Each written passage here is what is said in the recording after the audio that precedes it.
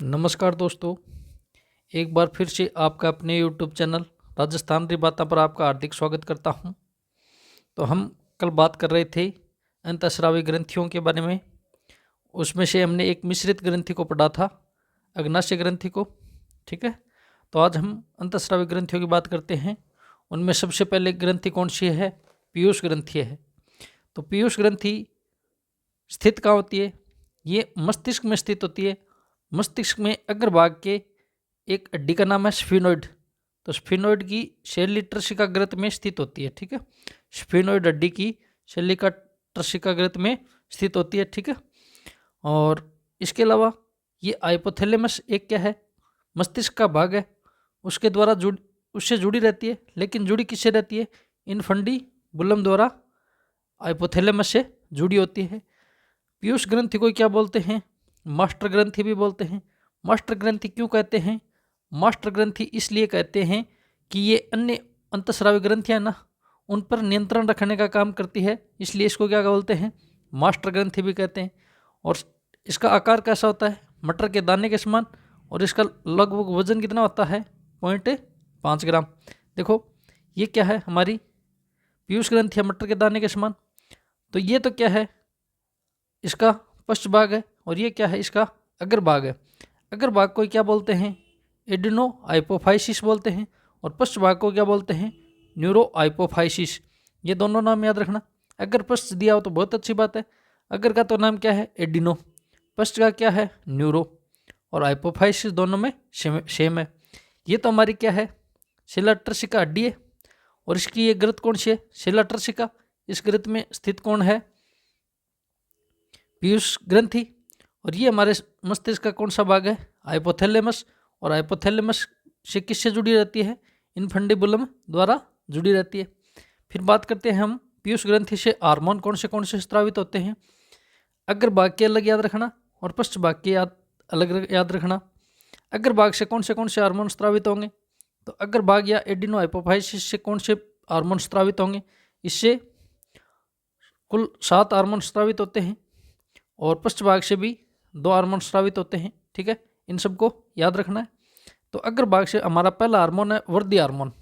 ठीक है, वृद्धि हार्मोन को क्या बोलते हैं? Growth hormone. इसके अलावा एसटीएच बोलते हैं। एसटीएच का फुल फॉर्म क्या है? सोमेटोट्रोपिक हार्मोन। ठीक है, अगर बच्चों में वृद्धि हार्मोन की कमी हो जाए ना, तो रोग कौन सा होगा? बौनापन। कौन सा रोग होगा? बौनापन। और अधिकता हो जाए तो कौन सा रोग होगा? कायकता। बच्चों में कौन सा रोग होगा? कायकता। इसके अलावा वयस्क व्यक्ति है, उसमें वृद्धि हार्मोन की कमी हो जाए तो कौन सा रोग होगा? शिमन रोग होगा। और इसके अलावा वयस्क में अगर वृद्धि हो जाए तो कौन सा रोग होगा? एक्रोमिगेली रोग होगा। एक्रोमिगेली। ठीक है, इसके अलावा कोई वृद्ध व्यक्ति है, उसमें वृद्धि हार्मोन की अधिकता हो जाए ना, तो उसमें क्या आ जाता है? कुबड़पन आ जाता है। इस रोग को क्या बोलते हैं? काइफोसिस। इस रोग का नाम क्या है? काइफोसिस। ठीक है, तो पहला हार्मोन कौन सा है? वृद्धि हार्मोन। वृद्धि हार्मोन को क्या बोलते हैं? STH hormone, somatotropic hormone. अगर बच्चों में कमी हो जाए तो कौन सा रोग होगा? बौनापन। अधिकता हो जाए तो कौन सा होगा? कायकता। और वयस्क में कमी हो जाए तो शिमन रोग। और अधिकता हो जाए तो एक्रोमेगेली। और वृद्ध व्यक्ति में क्या होता है? काइफोफाइसिस, मतलब कुबड़ आ जाता है। ठीक है, फिर हमारा दूसरा हार्मोन है प्रोलैक्टिन हार्मोन। इसको क्या बोलते हैं? एलटीएच भी बोलते हैं। ठीक है, ये दूसरा नाम सभी का याद रखना जरूरी है। एलटीएच को क्या बोलते हैं? लेक्टोट्रोपिक हार्मोन। फिर प्रोलैक्टिन या एलटीएच हार्मोन काम क्या करता है? ये दुग्ध निर्माण में सहायक है। ठीक है, दुग्ध निर्माण में सहायक है। ठीक है, फिर तीसरा हार्मोन है थायराइड प्रेरक हार्मोन, टीएसएच। ठीक है, टीएसएच को फुल फॉर्म क्या है? थायराइड प्रेरक हार्मोन। थायराइड प्रेरक हार्मोन क्या करता है? ये एक आगे ग्रंथि आएगी, थायराइड ग्रंथि। ठीक है, थायराइड ग्रंथि से कौन सा हार्मोन स्रावित होता है? थायरोक्सिन हार्मोन स्रावित होता है। उसको प्रेरित करती है थायराइड ग्रंथि को कि तू थायरोक्सिन हार्मोन स्रावित कर। ठीक है, तो टीएसएच क्या करता है?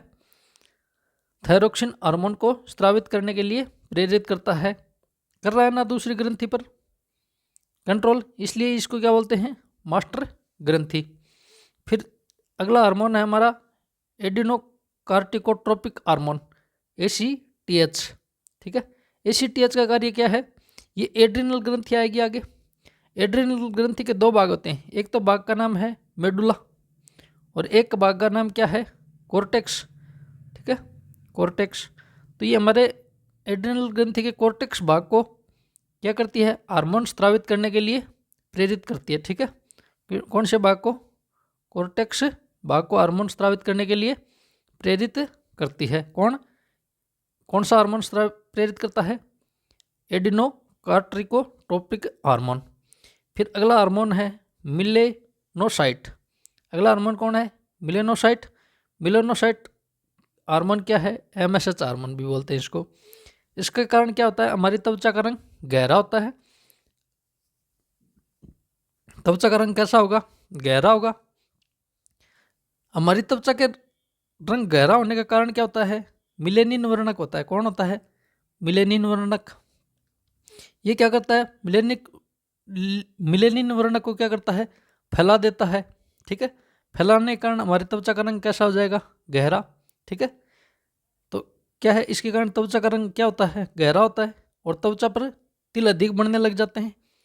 इस हार्मोन द्वारा क्या होता है, मिलेनिन वर्णक है ना, इसको फैला दिया जाता है पूरे शरीर में, जिसके कारण हमारा शरीर क्या आशा होता है, रंग गहरा हो जाता है। ठीक है, जिसके कारण ही त्वचा का रंग गहरा होता है।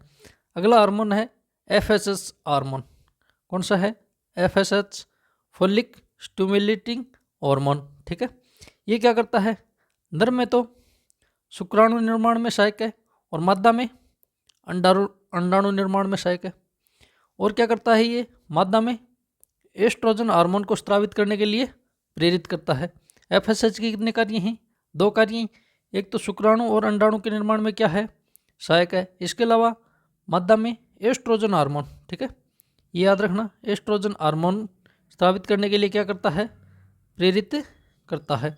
ठीक है, इसके अलावा एक हार्मोन है ल्यूटिनाइजिंग हार्मोन, LH भी बोलते हैं इसको, ल्यूटिनाइजिंग हार्मोन। ये क्या करता है, मादा में अंडोत्सर्ग में सहायक हार्मोन है। अंडोत्सर्ग क्या हुआ, एक तो है अंडाणु का निर्माण करना, ठीक है, और एक अंडे को मासिक चक्र के दौरान 14वें दिन वहाँ से फेलोपियन ट्यूब में लाना क्या कहलाता है, अंडोत्सर्ग कहलाता है। तो अंडोत्सर्ग में सहायक तो कौन सा है, LH हार्मोन है। और अंडाणु निर्माण में सहायक कौन सा है, FSH है। ठीक है, और ल्यूटिनाइजिंग हार्मोन है ना, LH हार्मोन को नर में क्या बोलते हैं, नर में इसका नाम हो जाता है ICSH। क्या नाम हो जाता है, ICSH।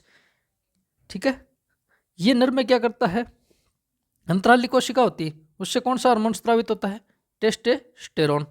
ठीक है, ये क्या करता है, टेस्टोस्टेरोन हार्मोन को स्रावित होने के लिए प्रेरित करता है। और टेस्टोस्टेरोन स्रावित कहाँ से होता है, अंतराली कोशिका से। ये फिर भी आएगा, जनन ग्रंथियों में दोबारा आएंगे ये। ठीक है, तो मादा हार्मोन में क्या करेगा, प्रोजेस्टेरोन हार्मोन को स्रावित करने के लिए प्रेरित करेगा। ठीक है, क्या हुआ, देखो दो हार्मोन है, एक तो है LH, एक क्या है, FSH। FSH तो क्या करता है, अंडाणु और शुक्राणु के निर्माण में सहायक है। इसके अलावा मादा में क्या करता है, एस्ट्रोजन हार्मोन को स्रावित होने के लिए प्रेरित करता है। LH है ना, वो क्या करता है, एक तो अंडोत्सर्ग, और नर में क्या करता है, टेस्टोस्टेरोन हार्मोन, और मादा में प्रोजेस्टेरोन हार्मोन को स्रावित करने के लिए प्रेरित करता है।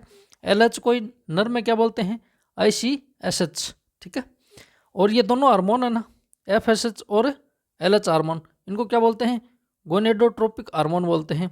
गोनेडोट्रोपिक हार्मोन कौन से होते हैं, लिंग हार्मोन के कारण, ये दोनों लिंग हार्मोनों में सहायक है ना, इसलिए इन दोनों हार्मोनों को क्या बोलते हैं, गोनेडोट्रोपिक हार्मोन।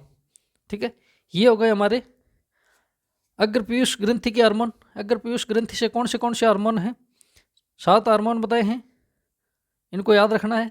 पहला है हमारा वृद्धि हार्मोन या सोमेटोट्रोपिक हार्मोन।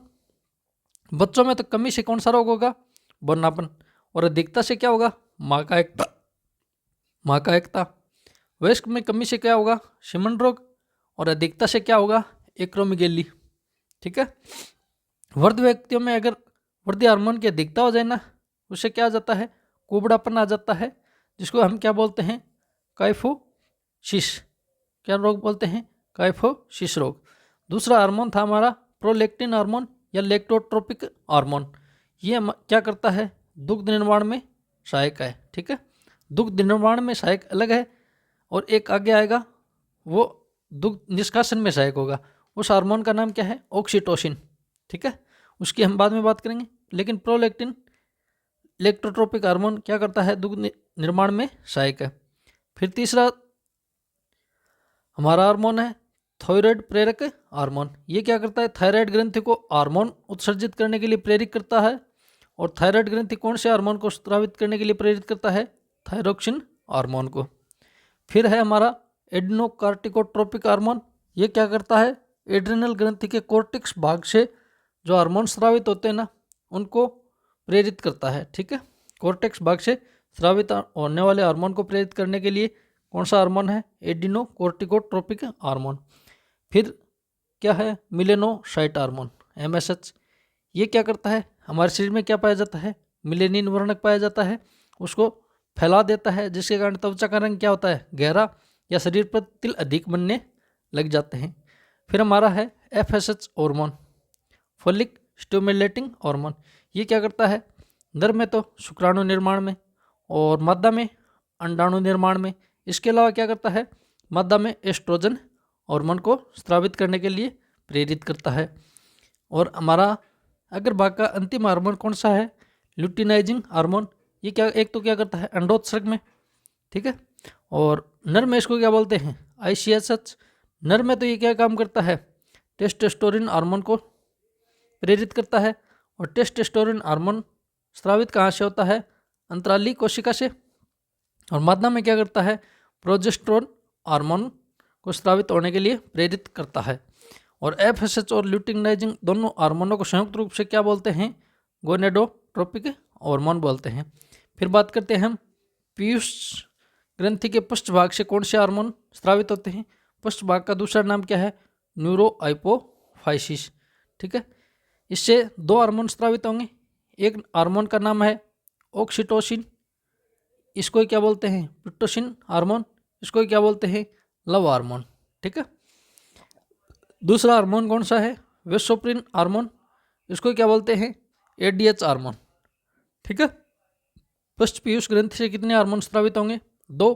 कौन से, ऑक्सीटोसिन और वेसोप्रिन।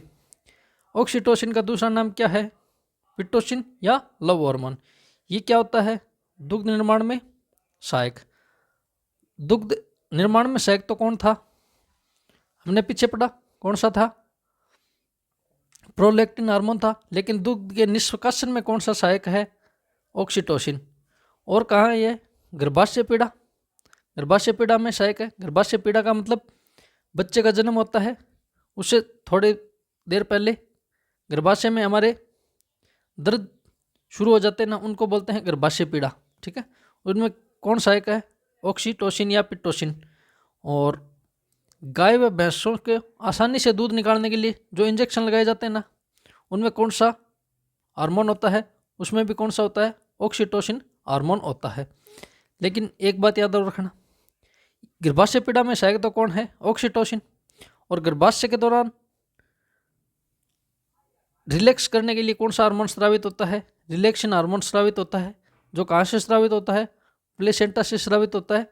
जिसके दौरान जांग में एक हड्डी पाई जाती है, हड्डियाँ पाई जाती हैं, उसका नाम क्या है, प्यूबिस सिम्फाइसिस। उनको चौड़ा करने का काम कौन करता है, रिलैक्सेशन हार्मोन करता है। ठीक है, और दूसरा हार्मोन कौन सा स्रावित होगा पृष्ठ भाग से, वेसोप्रिन, या इसको क्या बोलते हैं, ADH हार्मोन। ये कहाँ पाया जाता है, ये यहाँ से स्रावित होने के बाद आगे पढ़ेंगे हम, दुरुस्त कुंडलिक नलिका होती है, दुरुस्त कुंडलिक नलिका में पाया जाएगा। और दुरुस्त कुंडलिक नलिका में क्या कार्य करेगा, जो मूत्र में अतिरिक्त जल होता है ना, उसका अवशोषण करने में क्या होता है, सहायक होता है। ये वहाँ अतिरिक्त जल का क्या करता है, अवशोषण करता है। अगर वेसोप्रिन की कमी हो जाए ना, तो व्यक्ति को बार बार यूरिन लगेगा, जिसे क्या बोलते हैं हम, डायूरेसिस कहते हैं, जिसे हम क्या बोलते हैं, डायूरेसिस। इस स्थिति में बार बार मूत्र लगने का कारण क्या हो सकता है? डायबिटीज रोग है। और कौन सा डायबिटीज है? इंसिपिडस। एक डायबिटीज इंसुलिन के कारण हमने पहले भी पढ़ा था, ये कौन सा है? Diabetes insipidus. ठीक है, फिर याद रखना है जो दो हार्मोन स्रावित होते हैं ना, ऑक्सीटोसिन और वेसोप्रिन, इनका संश्लेषण कहाँ होता है? हाइपोथैलेमस में। हाइपोथैलेमस एक मस्तिष्क का भाग है। ऑक्सीटोसिन और वेसोप्रिन का संश्लेषण कहाँ होगा? हाइपोथैलेमस में संश्लेषण होगा। ठीक है, तो पीयूष ग्रंथि हमारी पूरी होगी। अगली हमारी ग्रंथि है थायराइड ग्रंथि। ठीक है, थायराइड ग्रंथि कहाँ स्थित होती है? गले में श्वास नली होती है ना, श्वास नली होती है, उसके दोनों ओर स्थित होती है। ठीक है, श्वास नली के दोनों ओर स्थित होती है। ये हमारी श्वास नली है, इसके दोनों तरफ ऐसे आकार में स्थित होती है। ठीक है, ये हमारी श्वास नली है, इसके दोनों तरफ स्थित होगी। ये एच आकार या तितली के आकार की होती है। एक तो क्या है? एच आकार और तितली के आकार की होती है। कहाँ स्थित होती है? श्वास नली के दोनों ओर। थायराइड ग्रंथि के दोनों, ये दोनों पालियाँ ना, ये दो पालियाँ हैं, एक इस तरफ एक इस तरफ, तो ये एक इस्थेमस नाम की संरचना होती है, ये इस्थेमस द्वारा जुड़ी होती हैं। ठीक है, ये दोनों इस्थेमस द्वारा जुड़ी होती हैं। थाइमस ग्रंथि को और क्या बोलते हैं? आउटो ग्रंथि भी बोलते हैं। ये किसके द्वारा जुड़ी रहती है? इस्थेमस के द्वारा। थायराइड ग्रंथि का दूसरा नाम क्या है? आउटो ग्रंथि। और शरीर की सबसे बड़ी अंतःस्रावी ग्रंथि है, ये याद रखना। शरीर की सबसे बड़ी अंतःस्रावी ग्रंथि कौन सी है? थायराइड ग्रंथि। आपको सामान्य पूछे शरीर की सबसे बड़ी ग्रंथि कौन सी है? यकृत है। लेकिन यकृत कैसी है? एक बहिस्रावी ग्रंथि है। दूसरी सबसे बड़ी ग्रंथि कौन सी है? अग्नाशय ग्रंथि है। अग्नाशय क्या है? एक प्रकार की मिश्रित ग्रंथि है। लेकिन अंतःस्रावी में सबसे बड़ी पूछ ले तो कौन सी है? थायराइड ग्रंथि। ठीक है, थायराइड ग्रंथि है। ठीक है, तीन ग्रंथियां बताई हैं बड़ी के रूप में। सबसे बड़ी तो कौन है? यकृत। और मिश्रित ग्रंथि कौन सी है? अग्नाशय, जो दूसरी बड़ी ग्रंथि है। और अंतःस्रावी में सबसे बड़ी ग्रंथि कौन सी है? थायराइड। फिर बात करते हैं हम थायराइड ग्रंथि से कौन से हार्मोन स्रावित होंगे। थायराइड से एक तो थायरोक्सिन, पीछे बताया था, जो अंतःस्रावी में नाम आया था ना। ठीक है, पहला हार्मोन क्या है? थायरोक्सिन। थायरोक्सिन हार्मोन से क्या होगा? और एक हार्मोन है कैल्सीटोनिन, दो हार्मोन स्रावित होंगे। ठीक है, अगर थायरोक्सिन काम क्या करता है?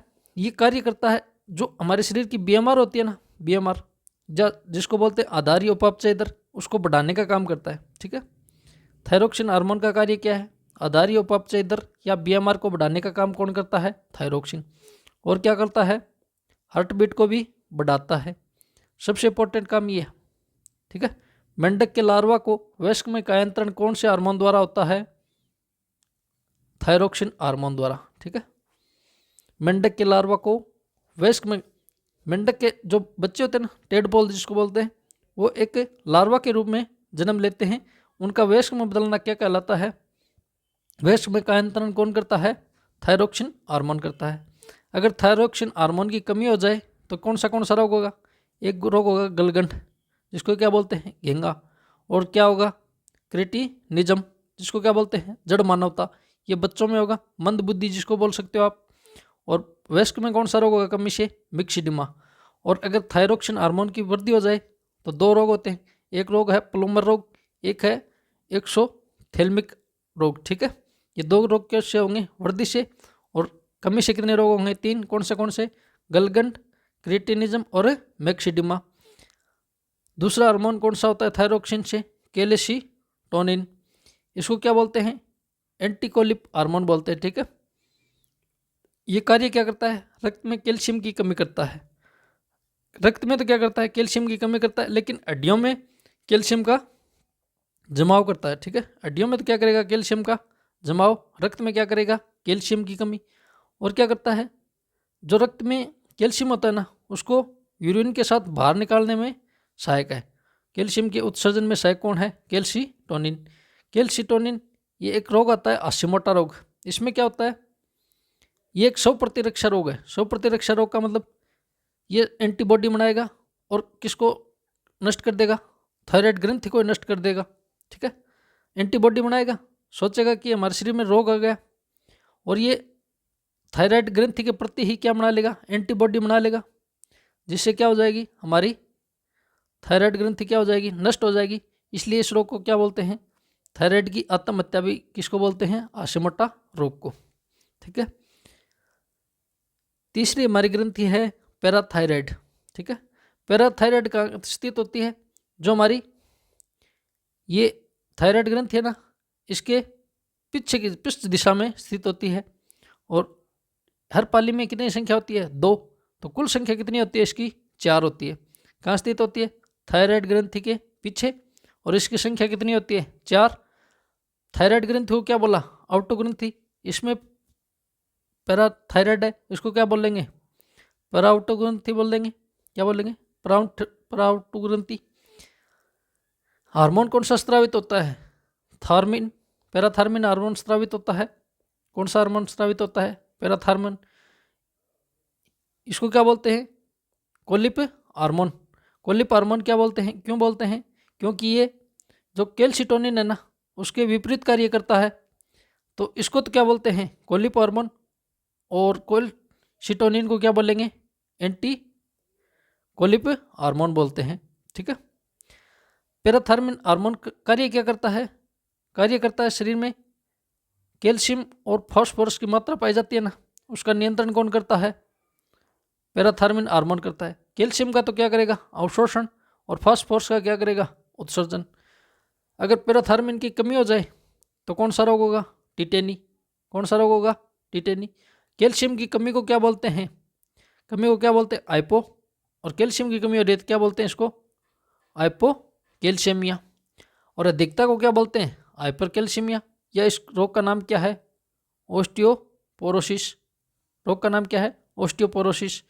टिटेनी रोग में तो क्या होता है, पेशियों में ऐंठन आना शुरू हो जाता है। और ओस्टियोपोरोसिस रोग में क्या हो जाते हैं, हड्डियों में छिद्र हो जाते हैं। ठीक है। हमने आवाज़ 3 ग्रंथियाँ पढ़ी हैं, कौन सी। एक ग्रंथि का नाम है पीयूष, एक ग्रंथि का नाम क्या है, पीयूष। ठीक है। सबसे इंपॉर्टेंट यही है, पीयूष। और कौन सी पढ़ी, पीयूष के अलावा हमने पढ़ी है थायराइड ग्रंथि। कौन सी पढ़ी है, थायराइड। इसके अलावा क्या पढ़ी है, पैराथायराइड। 3 ग्रंथियाँ पढ़ी हैं। एक बार दोबारा बता देता हूँ। पीयूष ग्रंथि की बात करते हैं तो पीयूष ग्रंथि स्थित कहाँ होती है, अगर मस्तिष्क में। अगर मस्तिष्क की कौन सी हड्डी के भाग में स्थित होती है, अगर मस्तिष्क में कहाँ स्थित होती है, स्फेनोइड हड्डी के सेलेटर्स का गर्त में स्थित होती है। और हाइपोथैलेमस भाग से जुड़ी होती है, किसके द्वारा जुड़ी रहती है, इनफंडिबुलम द्वारा जुड़ी रहती है। पीयूष ग्रंथि को क्या बोलते हैं, मास्टर ग्रंथि बोलते हैं। और आकार कैसा होता है, मटर के दाने के समान होता है। ठीक है। फिर जो अग्र भाग है ना, पीयूष ग्रंथि के 2 भाग होते हैं। अग्र भाग को क्या बोलते हैं, एडिनो हाइपोफाइसिस। और पश्च भाग को क्या बोलते हैं, न्यूरो हाइपोफाइसिस। अग्र भाग से कौन से हार्मोन स्रावित होंगे, एक तो होगा वृद्धि हार्मोन स्रावित। वृद्धि हार्मोन बच्चों में तो क्या करेगा, अगर कमी हो जाए तो बौनापन, अधिकता हो जाए तो महाकायिकता। वयस्क में अगर कमी हो जाए तो सीमन रोग, और अधिकता हो जाए तो एक्रोमेगेली। एक्रोमेगेली रोग में क्या होता है, मनुष्य का कोई चेहरे का एक अंग अधिक वृद्धि करने लग जाता है। इस रोग को क्या बोलते हैं, एक्रोमेगेली। और वृद्ध व्यक्तियों में अगर वृद्धि हो जाए तो क्या करेगा, कुबड़ आ जाएगा, जिसे क्या बोलते हैं, काइफोसिस। फिर हार्मोन था प्रोलैक्टिन, अगर भाग से ही है। अगर भाग से दूसरा हार्मोन है प्रोलैक्टिन, जो क्या करता है, दूध निर्माण में सहायक होता है। तीसरा हार्मोन है थायराइड प्रेरक हार्मोन। ये क्या करता है, थायराइड ग्रंथि को थायरोक्सिन हार्मोन प्रेरित स्रावित करने के लिए प्रेरित करता है। फिर हमारा हार्मोन था एडिनोकोर्टिकोट्रोपिक हार्मोन। ये क्या करता है, एड्रेनल ग्रंथि के कोर्टेक्स भाग को हार्मोन स्रावित करने के लिए प्रेरित करता है। फिर हमारा हार्मोन था मिलेनोसाइट। ये क्या करता है, मिलेनिन वर्ण को फैला देता है, जिससे हमारी त्वचा का रंग कैसा होता है, गहरा। ठीक है। और फिर हमारा हार्मोन था FSH हार्मोन। ये ध्यान में रखना इंपॉर्टेंट है। ये क्या करता है, एक तो शुक्राणु और अंडाणु के निर्माण में सहायक होता है। नर में शुक्राणु और मादा में अंडाणु के निर्माण में सहायक। इसके अलावा मादा में क्या करता है, एस्ट्रोजन हार्मोन को स्रावित करने के लिए प्रेरित करता है। फिर हमारा था ल्यूटिनाइजिंग हार्मोन। ये क्या करता है, एक तो अंडोत्सर्ग में सहायक होता है। नर में इस हार्मोन को क्या बोलते हैं, ICSH। नर में क्या करेगा, टेस्टोस्टेरोन हार्मोन को स्रावित करने के लिए प्रेरित करेगा, जो कहाँ से स्रावित होते हैं, अंतराली कोशिका से। और मादा में क्या करेगा, प्रोजेस्टेरोन हार्मोन को स्रावित करने के लिए प्रेरित करेगा। एफएसएच और ल्यूटिनाइजिंग दोनों को संयुक्त रूप से पे क्या बोलते हैं, गोनेडोट्रोपिक हार्मोन बोलते हैं। पृष्ठपीयूष ग्रंथि से कितने हार्मोन स्रावित होंगे, 2। कौन से? एक का नाम है ऑक्सीटोसिन और दूसरे का नाम है वेसोप्रिन। ऑक्सीटोसिन तो क्या करता है, दुग्ध निष्कासन में सहायक होता है, गर्भाशय पीड़ा में सहायक है, और गाय व भैंस के आसानी से दूध निकालने के लिए किसका उपयोग किया जाता है, ऑक्सीटोसिन का। इसके अलावा एक रिलैक्सेशन हार्मोन होता है, वो कहाँ से स्रावित होता है, प्लेसेंटा से। ये क्या काम करता है, बच्चे के जन्म में सहायक होता है। किसको, एक हड्डी है प्यूबिस स्पाइसिस, इसको चौड़ा कर देता है ताकि बच्चे का नॉर्मल डिलीवरी हो सके। दूसरा हार्मोन है हमारा वेसोप्रिन। ये क्या करता है, दूरस्थ कुंडलित नलिका में डीएसटी में पाया जाता है। जो अतिरिक्त जल होता है ना यूरिन में, उसका अवशोषण करने में सहायक होता है। अगर इसकी कमी हो जाए तो व्यक्ति को बार बार यूरिन लगेगा, जिसे बार बार यूरिन लगने को तो क्या बोलते हैं, डायूरेसिस। और इस स्थिति में क्या हो सकता है, व्यक्ति को डायबिटीज हो सकता है। और डायबिटीज कौन सा, इनपीडिस, ठीक है। ऑक्सीटोसिन और वेसोप्रिन हार्मोन का संश्लेषण कहाँ होता है, मस्तिष्क के हाइपोथैलेमस में संश्लेषण होता है, मतलब संग्रहित होता है, ठीक है, या वहाँ निर्माण भी होता है इसका। थायराइड ग्रंथि, दूसरी ग्रंथि हमारी थायराइड ग्रंथि। थायराइड ग्रंथि कहाँ स्थित होती है, श्वास नली के दोनों ओर 2 पालियाँ होती हैं। दोनों पालियाँ किसके द्वारा जुड़ी रहती हैं, इस्थमस द्वारा जुड़ी रहती हैं। इसका आकार कैसा होता है, या तो एच आकार की होती है या तितली के आकार की। थायराइड ग्रंथि का अन्य नाम क्या है, आउटो ग्रंथि। शरीर की सबसे बड़ी अंतःस्रावी ग्रंथि है, ये याद रखना, कौन है, थायराइड ग्रंथि। थायराइड ग्रंथि से हार्मोन कितने स्रावित होंगे, 2। कौन से, थायरोक्सिन और कैल्सिटोनिन। थायरोक्सिन हार्मोन कार्य क्या करता है, हमारे बीएमआर को बढ़ाने का कार्य करता है, हार्ट बीट को बढ़ाता है। मेंढक के लार्वा को वयस्क में कायांतरण करने में सहायक हार्मोन कौन सा है, पैराथायरोक्सिन हार्मोन स्रावित है, जो पैराथायराइड ग्रंथि से स्रावित होता है। थायराइड ग्रंथि से स्रावित होता है, सॉरी, किससे स्रावित होगा, थायराइड ग्रंथि से। कौन सा हार्मोन, थायरोक्सिन हार्मोन, जो क्या करता है, मेंढक के लार्वा को वयस्क में कायांतरण करने में सहायक होता है। अगर थायरोक्सिन हार्मोन की कमी हो जाए तो कौन सा रोग होगा, एक तो रोग होगा गलगन, एक क्या होगा, क्रेटिनिज्म, जिसको क्या बोलते हैं, जड़ मानवता। ये किन में होता है, बच्चों में। वयस्क में कौन सा रोग होता है, मिक्सिडिमा। अगर अधिकता से कौन सा रोग होता है, एक रोग का नाम है प्लूमर, एक का नाम है एक्सोथेल्मिक। फिर हमने बात की कैल्सिटोनिन हार्मोन की। कैल्सिटोनिन हार्मोन को एंटीकोलिप हार्मोन बोलते हैं। क्यों बोलते हैं, ये जो पैराथार्मिन हार्मोन है ना, इसके विपरीत कार्य करता है। पैराथार्मिन को तो क्या बोलते हैं, कोलिप हार्मोन, और कैल्सिटोनिन को क्या बोलते हैं, एंटी कोलिप हार्मोन। ये कार्य क्या करता है, रक्त में कैल्शियम की कमी करता है, हड्डियों में कैल्शियम का जमाव करता है, मूत्र के साथ कैल्शियम के उत्सर्जन में भी सहायक है। एक रोग होता है हाशिमोटो रोग, जो क्या करता है, शरीर में थायराइड ग्रंथि के प्रति क्या बना लेता है, एंटीबॉडी बना लेता है। ये क्या है, स्व प्रतिरक्षा रोग है, ये याद रखना, स्व प्रतिरक्षा रोग है। इसमें थायराइड ग्रंथि क्या हो जाती है, नष्ट हो जाती है, इसलिए इस रोग को क्या बोलते हैं, थायराइड ग्रंथि की आत्महत्या, ठीक है। फिर हमारी ग्रंथि थी पैराथायराइड ग्रंथि। ये स्थित कहाँ होती है, थायराइड ग्रंथि के पीछे के भाग में। इनकी संख्या कितनी होती है, 4। थायराइड ग्रंथि को क्या बोला, आउटो ग्रंथि, इसलिए इसको क्या बोलते हैं, पराउटो ग्रंथि। हार्मोन कौन सा स्रावित होता है, पैराथार्मिन हार्मोन, इसको क्या बोलते हैं, कोलिप हार्मोन। ये क्या करता है, कैल्शियम और फास्फोरस के मात्रा का नियंत्रण करता है। कैल्शियम का तो क्या करेगा, अवशोषण, फास्फोरस का क्या करेगा, उत्सर्जन। कमी से रोग कौन सा होगा, टिटेनी रोग। टिटेनी रोग को कैल्शियम की कमी हो रही है, इसलिए इसको क्या बोलते हैं, हाइपोकैल्शियमिया। अगर कैल्शियम की अधिकता हो रही है, पैराथार्मिन की अधिकता होगी, तो क्या होगा, इसको क्या बोलेंगे, हाइपर कैल्शियमिया। और टिटेनी रोग में तो क्या होता है, पेशियों में ऐंठन आना, और ऑस्टियोपोरोसिस में क्या होगा, हड्डियों में छिद्र होना। तो आज के लिए इतना ही। आगे जो ग्रंथियाँ बच गई उनकी बात हम करेंगे अपनी अगली क्लास में। आज के लिए धन्यवाद।